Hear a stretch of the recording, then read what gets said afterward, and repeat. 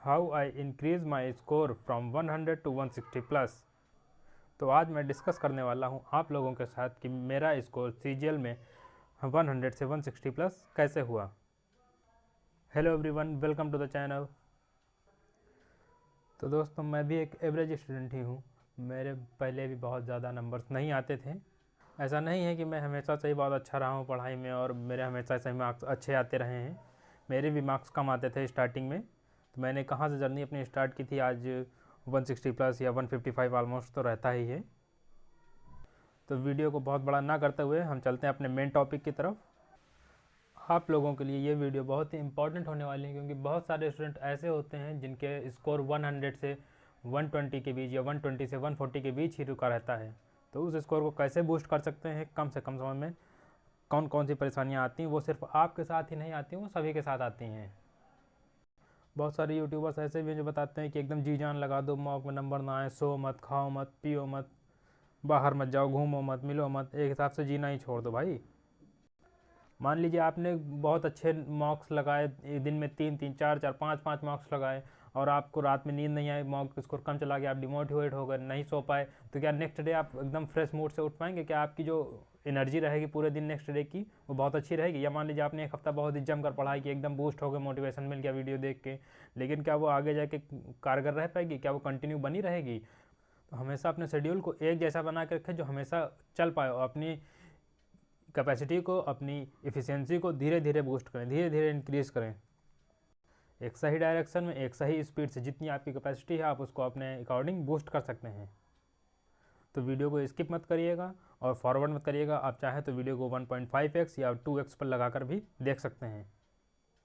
मैं बहुत ही जेन्युइन और जो पॉसिबल हैं, जैसे मैंने इम्प्रूव किया है, मैं अपने आपके साथ सारी चीज़ें शेयर करने वाला हूँ। तो मैंने मॉक देना कब स्टार्ट किया था? तो मैंने मॉक देना स्टार्ट किया था 60 से 70% जब मेरा सिलेबस कंप्लीट हो गया। तो मैंने बहुत सारे लोगों को देखा, वीडियोस देखी कि कब मॉक देना चाहिए, नहीं देना चाहिए, स्टार्ट करना चाहिए मॉक देना। तो ऑलमोस्ट कोई कह रहा था कि 60 से 70% हो जाए तब मॉक देना स्टार्ट करना चाहिए, कोई कहता 50% हो जाए तब देना स्टार्ट करना, कोई कहता सिलेबस हो जाए, कंप्लीट हो जाए, उसके बाद मॉक देना स्टार्ट करो वरना डिमोटिवेट हो जाओगे, मॉक नहीं आएगा, ये हो जाएगा, वो हो जाएगा। लेकिन ऐसा नहीं है दोस्तों। जब तक आप किसी चीज़ को ट्राई नहीं करते हो, आपको कैसे पता चलेगा आप कहाँ पर स्टैंड कर रहे हो, आपकी क्या पोजीशन है, आप उसके साथ कैसे हैंडल करते हैं चीज़ों को। धीरे धीरे चीज़ें आती हैं। तो मैंने जब अपना पहला मॉक दिया था तो मेरा सिलेबस 60 से 70% ही कंप्लीट हुआ था, और मेरा जो पहला मॉक था मुझे एग्जैक्टली नहीं याद है मेरा कितना नंबर है, लेकिन वो 95 से 100 के बीच ही था, 100 प्लस नहीं था। जब मैंने देखा कि मेरा स्कोर तो बहुत कम है, इतना सिलेबस पढ़ने के बाद भी ऑलमोस्ट 70% मेरा कंप्लीट हो, 30% में मेरा कितना मार्क्स इंक्रीज हो जाएगा, क्योंकि ऑलमोस्ट 70% तो मैंने कर चुका था सिलेबस अपना, तो 30% सिलेबस से मेरा नंबर तो इंक्रीज नहीं होने वाला था। तो मैंने क्या किया, हफ्ते में 2 दिन मॉक लगाने स्टार्ट कर दिए, और मैं हफ्ते में 2 दिन मॉक लगाता था 3 दिन के गैप पर। तो हफ्ते में 2 दिन मॉक लगाने से क्या हुआ कि मुझे ये पता चलने लगा कि मेरे कितने मार्क्स आ रहे हैं। तो मेरा बहुत ज़्यादा मार्क्स नहीं आता था, कभी कभी 110 आ गया या 112 आ गया, 115 आ गया। तो मैं जब भी मॉक देता था तो उसका एनालिसिस करता था, बहुत अच्छे से एनालिसिस करता था कि मैंने कौन कौन से क्वेश्चन गलत किए हैं। मैं तो इतना पढ़ चुका हूँ फिर भी मेरे क्वेश्चन सही नहीं हो रहे हैं, उसमें रेड सर ऑलमोस्ट रेड ही रहते थे, क्योंकि जब इतने कम स्कोर रहेगा तो जाहिर सी बात है कि आपके ग्रीन से ज़्यादा रेड मार्क होंगे उसमें। लेकिन मेरे मन में ये भी था कि मेरा अभी सिलेबस कंप्लीट नहीं हुआ है, तो इतना ज़्यादा बहुत लोड या बहुत डिमोटिवेट नहीं था, लेकिन हाँ बुरा लगता था कि मेरा स्कोर इतना कम आ रहा है। लेकिन मैं वेट कर रहा था कि मेरा सिलेबस कैसे भी कंप्लीट हो जाए। तो मॉक लगाने से एक मोटिवेशन ये भी मिला कि मैं अपने सिलेबस कंप्लीट करने की जो स्पीड है उसको थोड़ी सी बूस्ट करूँ। इतना नहीं कि मैं उसको पढ़ता ही चला जाऊँ, पढ़ता ही चला जाऊँ, बहुत जल्दी ख़त्म कर दूँ और समझ में ना आए, बहुत चीज़ें हेक्टिक हो जाए, उतना नहीं। मैंने उतना इंक्रीज़ किया जितना मुझे सही लगता था, जितना मैं कर सकता था। तो मॉक देने के बाद जब मैं एनालिसिस करता था, क्योंकि मॉक हफ्ते में 2 ही दिन देता था, तो उसके बाद एनालिसिस उसका कैसे करता था कि जिस दिन मॉक देता था उस दिन एनालिसिस करता था मॉक देने के तुरंत बाद कि क्या क्या गलत हुआ है।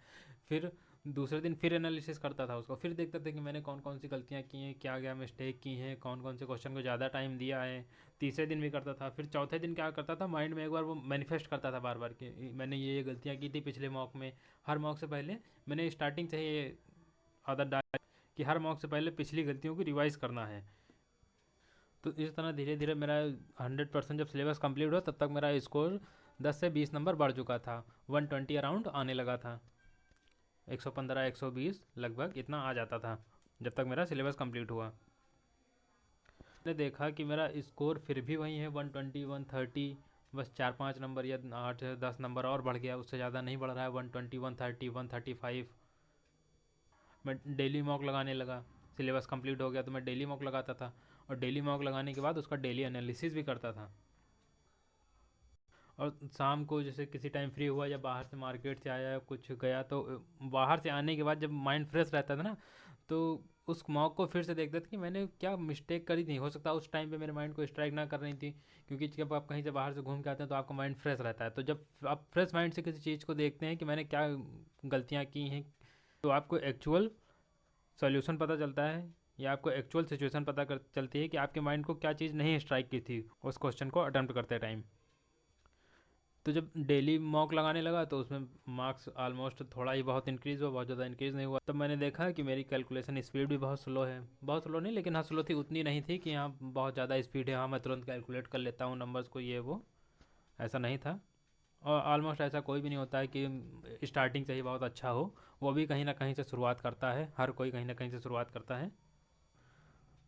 तो मैंने कैलकुलेशन स्पीड पर वर्क अपना करना स्टार्ट कर दिया धीरे धीरे। 10 मिनट, दिन के 10 मिनट, 15 मिनट, फिर 20 मिनट, फिर 25 मिनट। एप्लीकेशन था, मैंने उस एप्लीकेशन का यूज़ किया टेबल्स को लर्न करने में, ट्रिक्स के द्वारा मल्टीप्लिकेशन की, डिवीज़न की, माइनस प्लस, है ना, बहुत सारी चीज़ें होती हैं उस एप्लीकेशन में।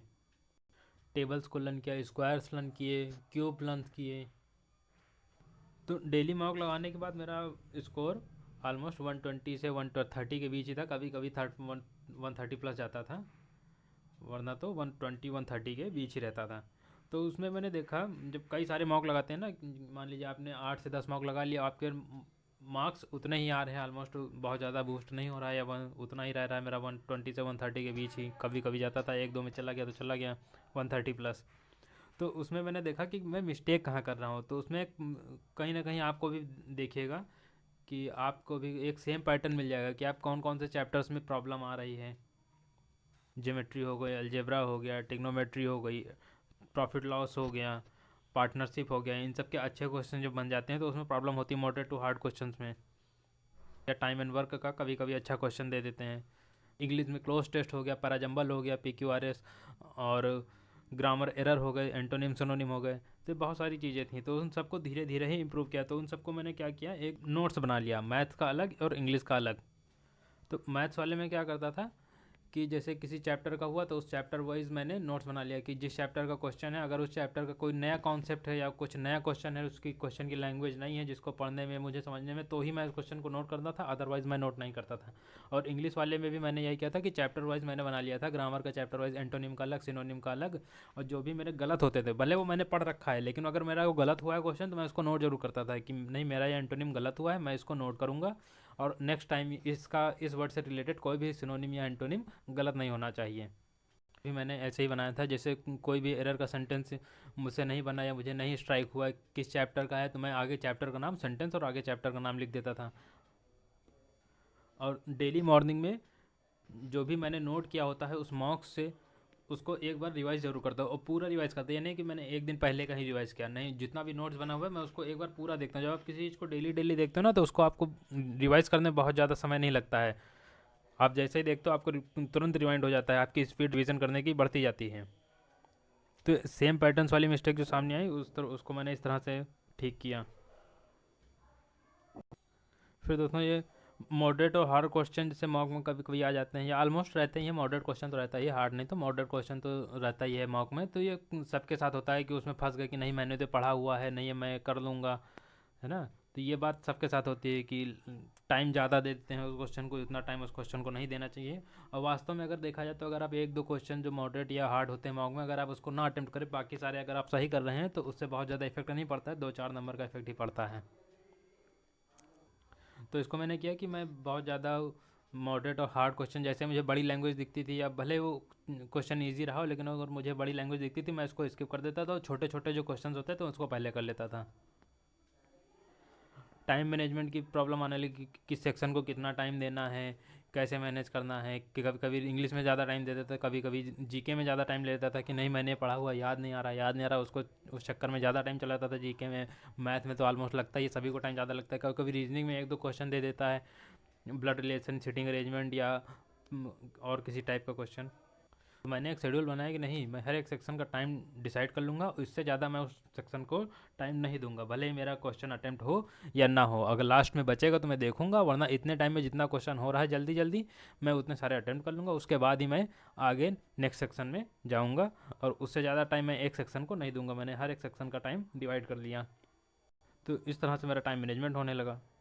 सेक्शन को कितना टाइम देना है, कितना नहीं देना है, वो भी एक तरह से मैनेज होने लगा धीरे धीरे टाइम के साथ। रीडिंग स्किल जैसे कि क्लोज टेस्ट आ जाता है, या प्री में तो नहीं आता है पैसेज, लेकिन मेंस में पैसेज आता है। लेकिन क्लोज टेस्ट में पैसेज का, मान लीजिए पैसेज का नहीं है, रीडिंग का बहुत ही अच्छा रोल होता है। तो क्लोज टेस्ट आप कहीं भी पढ़ लीजिए, टीचर से पढ़ लीजिए, कहीं भी पढ़ लीजिए, जब वो टीचर कराता है तो हो जाता है, ठीक है, जब टीचर कराता है सबसे हो जाता है, क्योंकि वो उस हिंट से या उस वे में पढ़ाता है कि हाँ बच्चा कर लेगा।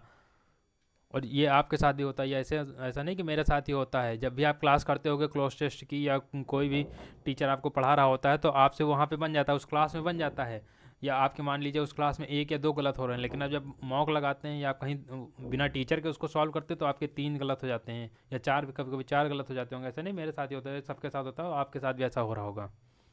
तो इसमें रीडिंग स्किल का बहुत बड़ा खेल होता है, इसलिए रीडिंग स्किल के लिए मैंने एडिटोरियल पढ़ना शुरू कर दिया है। इंग्लिश माध्यम एक टेलीग्राम चैनल है, उसमें पीडीएफ्स आती हैं डेली, तो उन पीडीएफ्स को एडिटोरियल पढ़ना शुरू कर दिया। उसमें वोकैब भी दी रहती है, साथ में क्वेश्चंस दिए रहते हैं, तो एक पीडीएफ मैंने डेली पढ़ना शुरू कर दी। वो यहाँ से मेरी रीडिंग स्किल इंप्रूव हो गई। फिर है पॉजिटिव और निगेटिव अप्रोच की, मैंने मॉक के अकॉर्डिंग देना चाहिए। लोग कहते हैं कि पॉजिटिव अप्रोच से दो, हमेशा पॉजिटिव अप्रोच से दो, लेकिन मेरे साथ क्या होता था कि जब भी मैं पॉजिटिव अप्रोच से देता था कि नहीं मेरा इतना मार्क्स आ गया है, अब मैं कर लूँगा, इतना मार्क्स तो मेरा आ ही जाएगा, लेकिन जब मॉक देने के बाद मैं सबमिट करता था तो मेरा और मार्क्स कम हो जाते थे, तो नेक्स्ट मॉक में मुझे टेंशन हो जाती थी कि नहीं यार मेरा मॉक तो स्कोर इतना कम हो गया है। फिर एक दो मॉक दिया, फिर भी मेरा स्कोर नहीं बूस्ट हुआ। उसके बाद जब मैं थोड़ा सा निगेटिव या डिमोटिवेट हो गया कि नहीं मेरे मार्क्स कम आ रहे हैं, अब मेरा मार्क्स नहीं बढ़ेगा, सबके आगे जाता है, मेरा पीछे जा रहा है, क्योंकि आप इसमें कंपैरिजन भी करने लगते हैं ना दूसरों लोगों के साथ कि हाँ मेरा उसका मार्क बढ़ रहा है। क्योंकि जब आपका मार्क्स स्कोर कम होता है तो आप दूसरों को भी देखते हैं कि उसका कितना आ रहा है, उसका कितना आ रहा है। आप ग्रुप में जुड़े होते हैं, व्हाट्सएप ग्रुप में, टेलीग्राम ग्रुप में, तो सबका स्कोर अच्छा आ रहा होता है, या किसी किसी का अच्छा आ गया, क्योंकि जब अच्छा स्कोर आता है तभी लोग ग्रुप में डालते हैं कि मेरा इतना आया है, आज मेरा इतना है, टेलीग्राम में भी या व्हाट्सएप ग्रुप में भी, कि आज मेरा स्कोर इतना ज़्यादा आ गया, आज मेरा स्कोर इतना ज़्यादा आ गया। तो वहाँ से भी डिमोटिवेट होता है। तो इससे मेरी जो निगेटिव अप्रोच जो थी उससे मुझे ज़्यादा बेनिफिट मिला। मेरी जो निगेटिव अप्रोच हो गई इस तरह से कि मेरे माइंड को बार बार वो बात रिवाइंड करती रहती थी कि नहीं मेरा मॉक स्कोर कम आता है, इसलिए मैं अच्छे से दूंगा, सिक्योर होके दूंगा, हर एक क्वेश्चन को ठीक से पढ़ूंगा, एकदम प्रेजेंट माइंड से दूंगा, इधर उधर माइंड को डाइवर्ट नहीं होने दूंगा, पूरा फुल फोकस कंसंट्रेशन के साथ। तो उससे में जो क्या होता था मॉक में, उससे एक्यूरेसी बढ़ने लगी निगेटिव अप्रोच से। तो किसी किसी से सबका अलग अलग होता है, क्योंकि देखिए सब लोग अलग अलग पर्सन होते हैं, सबकी अलग अलग कैपेबिलिटी होती है। ठीक पॉजिटिव अप्रोच काम करती है, लेकिन मुझ पर निगेटिव अप्रोच ही वर्क करती है। तो उससे मेरा माइंड क्या होता है, निगेटिव रहता है कि नहीं मेरा स्कोर कम हो जाएगा, अगर मैंने गलती कर दी तो मेरा और कम हो जाएगा, तो गलती नहीं करनी है, गलती नहीं करनी है। तो यही चीज़ मुझे क्या करती है, बूस्ट करती रहती है। क्वेश्चन क्या होती है, एक्यूरेसी मेरी बढ़ती चली जाती है इस तरह से। क्लोज टेस्ट और पैराजम्बल में तो सबको ही प्रॉब्लम होती है ऑलमोस्ट, क्योंकि ये ऐसी चीज़ है रीडिंग स्किल और इसमें करना ही पड़ता है। इसमें आपको एडिटोरियल और पैसेज वगैरह रीड करने ही पड़ेंगे, और जो प्रीवियस ईयर है उसमें किस तरह से ग्रामर के रूल लग रहे हैं, कहाँ पर क्या लग रहा है, कंजंक्शन लग रहा है, वर्ब लग रही है, आर्टिकल्स लग रहे हैं, ये सब पूछा जाता है क्लोज टेस्ट में भी। तो ग्रामर वाला पार्ट प्लस जो रीडिंग स्किल का पार्ट होता है वो भी देखना पड़ता है।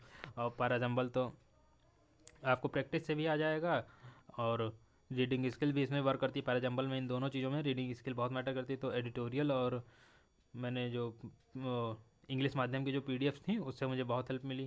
तो एरर प्रॉब्लम के लिए मैंने मॉक लगाए, पीवाईक्यू लगाए, और टेक्स्ट बुक में जो एरर के लिए अलग से होता है सेक्शनल मॉक, वो सब लगा। तो वहाँ से मेरा एरर प्रॉब्लम ठीक होने लगी, धीरे धीरे इम्प्रूव होने लगी। और डेली मॉक देने के साथ उसका एनालिसिस मैं ज़रूर करता था। और उसको एनालिसिस एक दिन करता था, जैसे मान लीजिए मैंने आज मॉर्निंग में मॉक दिया, फिर शाम को एनालिसिस करता था। शाम को जब बाहर से जब भी मार्केट से टहल के आता था या मार्केट से कुछ लेने गया तो वहाँ से टहल के आने के बाद मैं एक बार मॉक को जरूर देखता था ओपन करके कि मैंने मैथ में क्या क्या गलतियाँ की, इंग्लिश में क्या क्या गलतियाँ की हैं। दूसरी तो आपके माइंड में कहीं ना कहीं चलता रहता है। जब आपके माइंड में ये सब चीज़ें बनी रहती हैं ना लगातार कि मैंने ये गलतियाँ की हैं, तो आपके एक बूस्ट मिलता है, एक मोटिवेशन मिलता है कि नहीं मुझे चैप्टर रिवाइज़ करना है, उस टाइम को कहीं ना कहीं से निकालना है और मैं इस चैप्टर को रिवाइज़ करूँगा। तो ये मिलता है। और जीएस के लिए मैंने क्या किया, रिवाइज जीके टारगेट वाइज, तो मैंने जीएस के टारगेट बना लिए कि मुझे वीक में इतना तो कंप्लीट करना ही है, रिवाइज करना है, प्लस पीवाईक्यू करना है। पिनाइकल थी मेरे पास बुक, तो मैंने उसी से पीवाईक्यू क्वेश्चन लगाए। टेक्स्ट बुक में चैप्टर वाइज था वो सारे मॉक्स लगाए और अपने नोट्स को प्रॉपर बनाया। और नोट्स में जो भी मान लीजिए कोई क्वेश्चन, उसमें ऐसा तो नहीं कि आपने नोट्स पढ़ लिया तो सारे क्वेश्चन आपके सही होने लगेंगे। टेक्स्ट बुक में सारे क्वेश्चन ग्रीन हो गए, अच्छे अच्छे आ गए, ऐसा नहीं है। उसमें भी गलत हो जाए, आप कितना भी जीके में नोट्स पढ़ लीजिए, कुछ भी पढ़ लीजिए, क्वेश्चन गलत होंगे, कुछ क्वेश्चन नहीं मिलेंगे ही। तो जो भी नए कॉन्सेप्ट थे या जो भी नहीं पढ़ा हुआ था, जो गलत हो रहे थे, उसको मैंने नोट किया। जो नए कॉन्सेप्ट थे उसको अपने ही नोट्स में ऐड कर लिया वहीं पर जिस चैप्टर का था। कुछ चीज़ें नहीं याद होती तो मैंने उसको निमोनिक्स बनाए, जो रटने वाली चीज़ें थी, निमोनिक्स बना बना के मैंने जीके को याद किया कुछ। तो ऐसे ही बहुत सारी प्रॉब्लम्स थी जो मैंने आपके साथ डिस्कस की। एंड फाइनली इस तरह से मेरा धीरे धीरे मार्क्स को देखते हुए मेरे मार्क्स फाइनली इंक्रीज़ हो गए। और ऐसा नहीं कि अभी भी प्रॉपर इतना ही बना हुआ है, कभी कभी कम हो जाते हैं, या कभी माइंड सेट नहीं है कम, या मैं नींद पूरी नहीं हो पाई, थका हुआ हूँ, या हेक्टिक है, थोड़ा सा हेडेक है, या किसी चीज़ की टेंशन है, कहीं घर वालों की टेंशन है, बाहर वालों की टेंशन है, कुछ हो गया है, तबीयत नहीं ठीक है, चोट लग गई है। तो ये सब भी होता है, सबके साथ होता है, कॉमन मैन है भाई। तो मॉक स्कोर कम हो जाता है क्योंकि माइंड हमेशा एक जैसा नहीं रहता है। तो नेक्स्ट वीडियो में मैं बताना चाहूँगा कि आप मिनिमम टाइम में अपने मॉक को या मॉक स्कोर को कितना मैक्सिमम बूस्ट कर सकते हैं, कौन कौन सी मिस्टेक्स आपको अवॉइड करनी चाहिए, कैसे मॉक को अटेम्प्ट करना है, टाइमिंग क्या होनी चाहिए, मॉर्निंग में मॉक लगाना चाहिए, इवनिंग में लगाना चाहिए, या दिन में किस टाइम आपको मॉक लगाना चाहिए। ऐसी बहुत सारी बातें हैं जो मैं नेक्स्ट वीडियो में बताऊंगा, क्योंकि वीडियो काफ़ी लंबी हो रही है। तो आपको कौन कौन सी प्रॉब्लम आ रही हैं वो कमेंट बॉक्स में ज़रूर बताइएगा। तो इससे क्या होगा ना कि मुझे हेल्प मिलेगा कि कौन कौन से लोग जुड़े हुए हैं, जो लोग कौन सी प्रॉब्लम फेस कर रहे हैं। मुझे पता चलेगा कि मेरे साथ जो लोग जुड़े हुए हैं उनको कौन सी प्रॉब्लम्स आ रही हैं, तो मैं उससे रिलेवेंट थोड़ा और अच्छे से बता पाऊँगा कि आपको कहाँ पे इम्प्रूव करना चाहिए, कैसे इम्प्रूव करना चाहिए। तो कमेंट में ज़रूर बताएं आपको क्या प्रॉब्लम आ रही है, आपको नेक्स्ट टॉपिक में वीडियो में किस चीज़ का सल्यूशन चाहिए। बस आज के लिए इतना ही। Thank you for visiting channel, like share and subscribe, press the bell icon for latest update. और वीडियो को अपने फ्रेंड्स के साथ ज़रूर शेयर करें जिससे उनका भी मॉक स्कोर बूस्ट हो सके। और नेक्स्ट वीडियो में क्या क्या आप लोगों सल्यूशन चाहते हैं या क्या क्या आपको लोगों को प्रॉब्लम फेस हो रहे हैं, कमेंट करके ज़रूर बताएं। Thank you everyone.